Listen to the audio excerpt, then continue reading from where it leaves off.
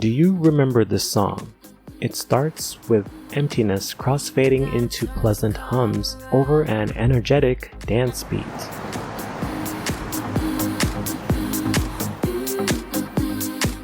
And its chorus is grand. A song about love hits you like an early morning sunrise.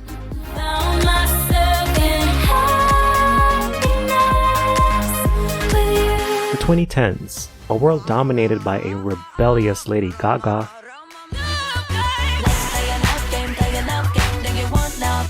pop staples Beyonce and Rihanna,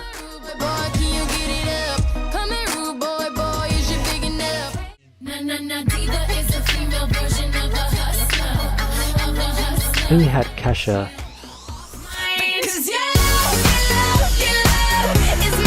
Katy Perry,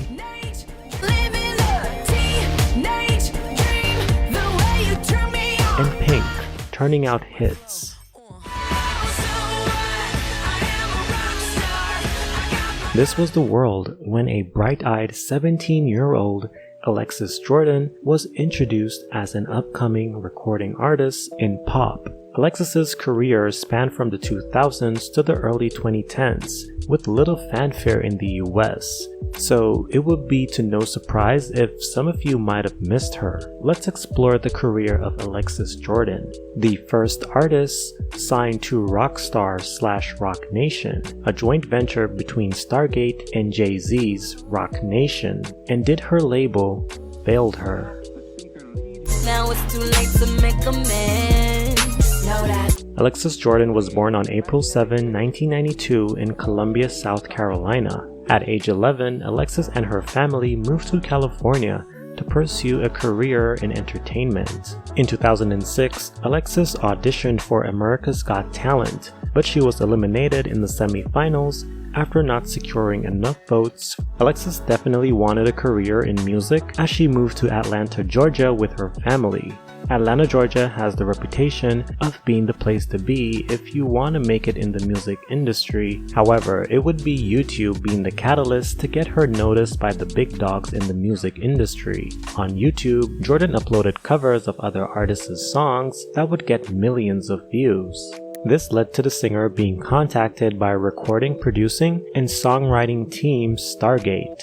Stargate flew the young Alexis to New York to record music. While in the studio, Jay-Z would also discover Alexis Jordan. This ultimately resulted in Jordan becoming the first artist signed under StarRoc, a joint venture between Stargate and Jay-Z's Roc Nation. Happiness, Jordan's debut single and upbeat dance record about loving oneself before loving someone else, was released in September 2010. The house beat was taken from Deadmau5's Brazil's second edition, and the music video is compared to Kylie Monroe's iconic dance hit music video. Happiness peaked number 1 on the US Dance Club Songs chart, missing the Hot 100, which is kind of a shame because it's a bop, I'm not gonna lie. Despite the splendor, the track fared a lot better outside the US, peaking in the top 5 in Australia, Belgium, and in the UK. The song also peaked number 1 in Norway. I feel like Happiness was a decent debut for Alexis Jordan. It did introduce her to a mainly EDM audience in 2010, pre the EDM explosion that occurred the following year. Now, Alexis did do some live performances and interviews for further exposure after releasing her debut single, Happiness. But Alexis and her label didn't release new music until 5 months later, which is eons in the pop realm. Her second single, Good Girl, was released on February 18, 2011, and just like her debut single, Good Girl peaked number 1 on the US Hot Dance Club Songs, while peaking number 6 in the UK, where it received a silver plaque, shipping 200,000 copies. So Alexis was proving to be a better export in European countries, but the holy grail in music is the US, especially if that's where you are from. Side note, I also want to mention that it appeared her music was being pushed a lot more in Europe as well. Her third single, Hush Hush, released almost 4 months later, didn't perform like the first two, missing most of the charts, both in the US and internationally. Alexis' debut self-titled album, released in 2011, was a mixture of pop, dance, country, and reggae. Alexis didn't want to be put in a box and included a mix of genres on the album to represent she can do more than just dance pop. For me personally, it's not an album that I'd listen to, and Happiness and Good Girl were the standouts on the album. The project received generally positive reviews, but some critics said the album was not cohesive and compared the music to Rihanna's, which made zero sense to me. The album did fairly good for an artist of her stature in my opinion. It peaked number 9 in the UK and Scotland, and number 11 in Australia. Leading up to Alexis' second studio album, she was featured on Jamaican dancehall artist Sean Paul's dance Euro hit Got to Love You.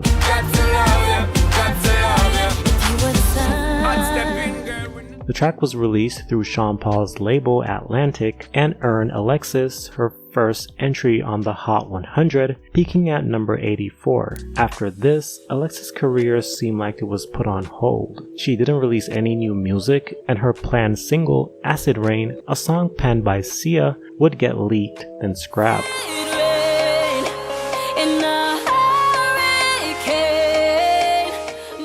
She released Gone, a trap pop record which sounds like a song Rihanna rejected, was released in 2014. That kind of love, I'm already gone. Boy, you keep knocking. And after that track failed to chart, the singer was then dropped from Roc Nation. Alexis Jordan deserves a lot more from her label, and it seems like the label just gave up on her because she wasn't a commercial success and failed to make an impact in the US. As I mentioned earlier, in the early 2010s, we had Lady Gaga, Beyonce, Rihanna, Kesha, and Katy Perry dominating the female pop market.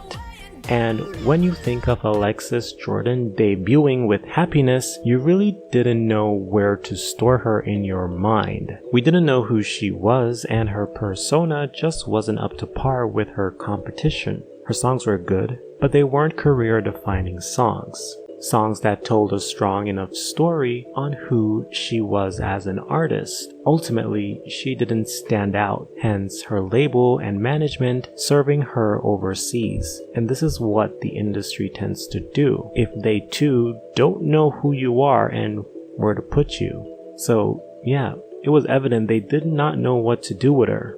That being said, I can't help but feel like she was a test run for Jay-Z. At the time, Jay had recently walked away from being CEO and president of Def Jam to start Roc Nation. Then Alexis was signed to StarRoc/Roc Nation in 2008. Meanwhile, J. Cole was signed directly under Roc Nation. The same year, Roc Nation was formed, and some of these labels, they just want to get their toes wet, so they will sign certain acts just for tax purposes, or to just say, I have this person and that person signed under me. Or maybe it's all fate, and she just wasn't meant to be a major pop star.